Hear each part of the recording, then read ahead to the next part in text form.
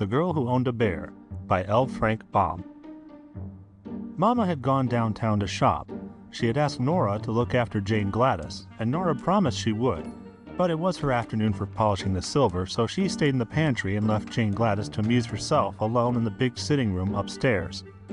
The little girl did not mind being alone, for she was working on her first piece of embroidery, a sofa pillow for Papa's birthday present. So she crept into the big bay window and curled herself up on the broad sill while she bent her brown head over her work. Soon the door opened and closed again quietly. Jane Gladys thought it was Nora, so she didn't look up until she had taken a couple more stitches on a forget-me-not. Then she raised her eyes and was astonished to find a strange man in the middle of the room who regarded her earnestly. He was short and fat and seemed to be breathing heavily from his climb up the stairs. He held a work silk hat in one hand, and underneath his other elbow was tucked a good-sized book. He was dressed in a black suit that looked old and rather shabby, and his head was bald upon the top. "Excuse me," he said while the child gazed at him in solemn surprise. "Are you Jane Gladys Brown?" "Yes, sir," she answered.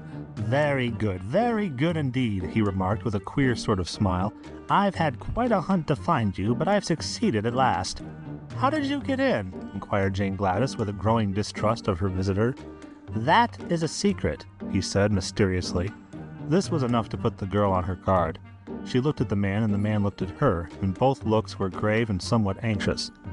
"What do you want?" she asked, straightening herself up with a dignified air. "Ah, now we are coming to business," said the man briskly. "I am going to be quite frank with you. To begin with, your father has abused me in a most ungentlemanly manner." Jane Gladys got off the windowsill and pointed her small finger at the door. "Leave this room immediately," she cried, her voice trembling with indignation. "My papa is the best man in the world. He never abused anybody." "Allow me to explain, please," said the visitor without paying any attention to her request to go away. "Your father may be very kind to you, for you are his little girl, you know. But when he's downtown in his office, he's inclined to be rather severe, especially on book agents. Now, I called on him the other day and asked him to buy the complete works of Peter Smith, and what do you suppose he did?" She said nothing. "Why," continued the man with growing excitement, "he ordered me from his office and had me put out of the building by the janitor. What do you think of such treatment as that from the best papa in the world, eh?" "I think he was quite right," said Jane Gladys. "Oh, you do? Well," said the man, "I resolved to be revenged for the insult. So, as your father is big and strong and a dangerous man, I have decided to be revenged upon his little girl." Jane Gladys shivered. "What are you going to do?" she asked. "I'm going to present you with this book," he answered, taking it from under his arm. Then he sat down on the edge of a chair, placed his hat on the rug, and drew a fountain pen from his vest pocket. "I'll write your name in it," said he. "How do you spell Gladys?" "Gladys," she replied. "Thank you. Now this," he continued, rising and handing her the book with a bow, "is my revenge for your father's treatment of me. Perhaps he'll be sorry he didn't buy the complete works of Peter Smith. Goodbye, my dear." He walked to the door, gave her another bow, and left the room, and Jane Gladys could see that he was laughing to himself as if very much amused. When the door had closed behind the queer little man, the child sat down in the window again and glanced at the book. It had a red and yellow cover, and the word "Thingamajigs" was across the front in big letters. Then she opened it curiously and saw her name written in black letters on the first white leaf. "He was a funny little man," she said to herself thoughtfully.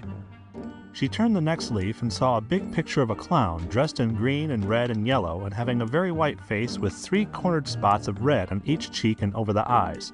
While she looked at this, the book trembled in her hands, the leaf crackled and creaked, and suddenly the clown jumped out of it and stood upon the floor beside her, becoming instantly as big as any ordinary clown. After stretching his arms and legs and yawning in a rather impolite manner, he gave a silly chuckle and said, "You didn't expect anything of this sort, did you?" he asked, leering at her in clown fashion. Then he turned around to take a look at the room, and Jane Gladys laughed in spite of her astonishment. "What amuses you?" demanded the clown. "Why, the back of you is all white," cried the girl. "You're only a clown in front of you." "Quite likely," he returned in an annoyed tone. "The artist made a front view of me. He wasn't expected to make the back of me, for that was against the page of the book." "But it makes you look so funny," said Jane Gladys, laughing until her eyes were moist with tears. The clown looked sulky and sat down upon a chair so she couldn't see his back. "I'm not the only thing in the book," he remarked crossly. This reminded her to turn another page, and she had scarcely noted that it contained the picture of a monkey when the animal sprang from the book with a great crumpling of paper and landed upon the window seat beside her. Chattered the creature, springing to the girl's shoulder and then to the center table. This is great fun. Now I can be a real monkey instead of a picture of one. Real monkeys can't talk, said Jane Gladys reprovingly.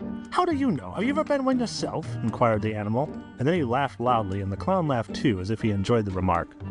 The girl was quite bewildered by this time. She thoughtlessly turned another leaf, and before she had time to look twice, a gray donkey leapt from the book and stumbled from the window seat to the floor with a great clatter.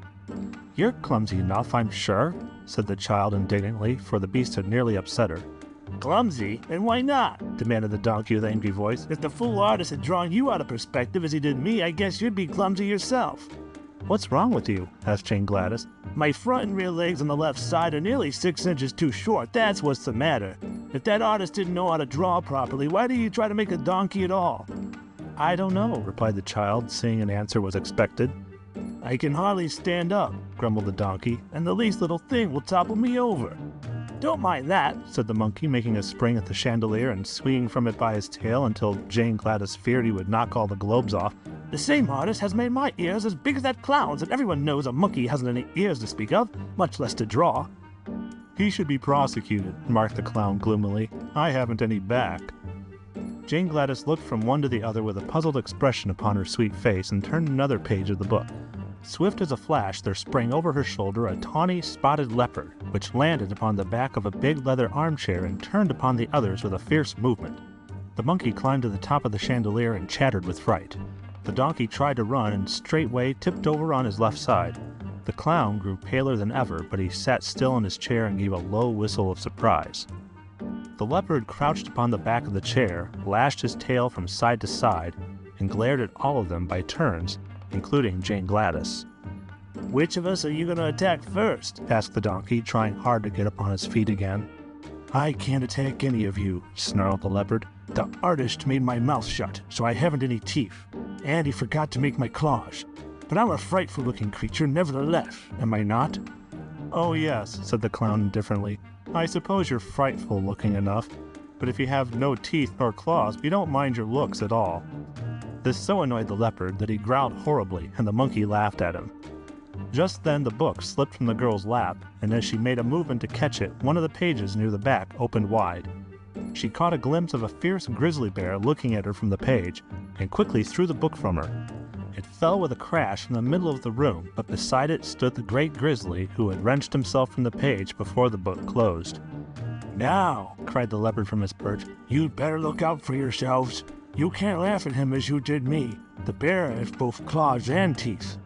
Indeed I have, said the bear in a low, deep growling voice, and I know how to use them too. If you read in that book, you'll find I'm described as a horrible, cruel, and remorseless grizzly, whose only business in life is to eat up little girls, shoes, dresses, ribbons, and all. And then the author says I smack my lips and glory in my wickedness. That's awful, said the donkey, sitting upon his haunches and shaking his head sadly. What do you suppose possessed the author to make you so hungry for girls? Do you eat animals also? The author does not mention my eating anything but little girls, replied the bear. Very good, remarked the clown, drawing a long breath of relief. You may begin eating Jane Gladys as soon as you wish. She laughed because I had no back.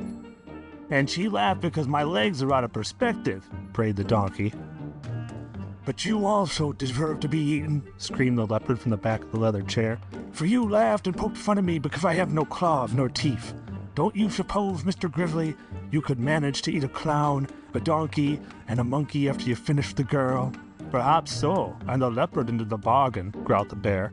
It will depend on how hungry I am. But I must begin on the little girl first because the author says I prefer girls to anything. Jane Gladys was much frightened on hearing this conversation, and she began to realize what the man meant when he said he gave her the book to be revenged. Surely Papa would be sorry he hadn't bought the complete works of Peter Smith when he came home and found his little girl eaten up by a grizzly bear, shoes, dress, ribbons, and all. The bear stood up and balanced himself on his rear legs.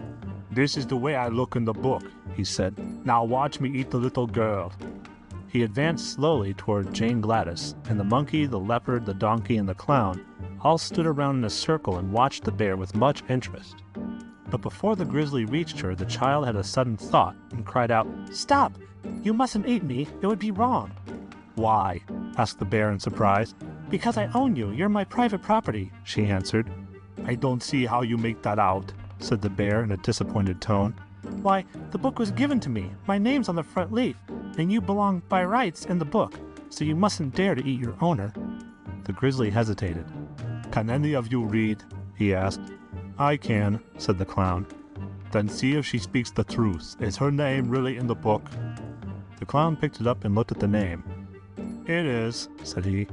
"Jane Gladys Brown, and written quite plainly in big letters." The bear sighed. "Then, of course, I can't eat her," he decided. "That author is as disappointing as most authors are." "But he's not as bad as the artist," exclaimed the donkey, who was still trying to stand up straight. "The fault lies with yourselves," said Jane Gladys severely. "Why didn't you stay in the book where you were put?" The animals looked at each other in a foolish way, and the clown blushed under his white paint. "Really," began the bear, and then he stopped short. The doorbell rang loudly. "It's Mama!" cried Jane Gladys, springing to her feet. "She's come home at last. Now, you stupid creatures!"